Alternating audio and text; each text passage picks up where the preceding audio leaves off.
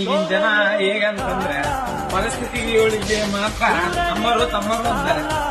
ಅವ್ರವ್ರ ಪರಿಸ್ಥಿತಿ ಅಂದ್ರೆ ಅವರು ಸಮಯಕ್ಕೆ ಮಾತ್ರ. ಸಮಯ ಒಂದೇ ತರ ಇರಲ್ಲ. ಇವತ್ತು ಅವ್ರದಿರ್ಬೋದು, ನಾಳೆ ನಮ್ದು ಬರ್ಬೋದು. ಯಾವತ್ತು ಪರಿಸ್ಥಿತಿ ಬಿಟ್ಟು ನಂಬಿಕೆಗೆ ನಂಬಿಕೆಗೆ ದ್ರೋಹ ಬಗೆಹರಿಸಬೇಡಿ.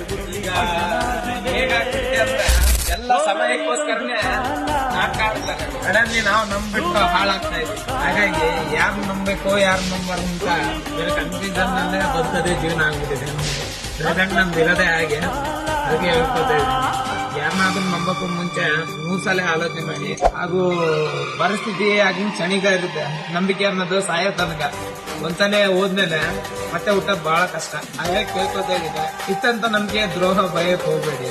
ಇರೋದ್ನ ಹೇಳಿ ನೇರವಾಗಿ ಏನಾದ್ರು ಇದ್ರೆ ಅದು ಬಿಟ್ಟು ನನ್ನ ಹತ್ರ ಒಂದು ನೇರವಾಗಿ ಸಿಕ್ಕಾಗ ನಮ್ಮ ಹತ್ರ ಒಂದು ಸಿಗದೆ ಇದ್ದಾಗ ಒಂದು ಹಂಗೆ ಹಿಂಗೆ ಅಂತ ಹಿಂದೆ ಒಂದು ಮಾತಾಡಕ್ ಹೋಗ್ಬೇಡಿ. ಕೈಯಲ್ಲಿರೋಂತ ತುತ್ತನ ನೆಲದ ಮೇಲೆ ಇಟ್ಟರು ಪರವಾಗಿಲ್ಲ, ನೇರವಾಗಿ ಮಾತಾಡಿದ್ರೆ ಏನಂತಾರಲ್ಲ. ಇನ್ನೊಬ್ಬರಿಂದ ಕಿವಿಗೆ ಮುಟ್ಟಿದಾಗ ಏನನ್ಸುತ್ತೆ, ಮನ್ಸಿಗೆ ಬಹಳ ನೋವಾಗುತ್ತೆ ಅಲ್ವಾ.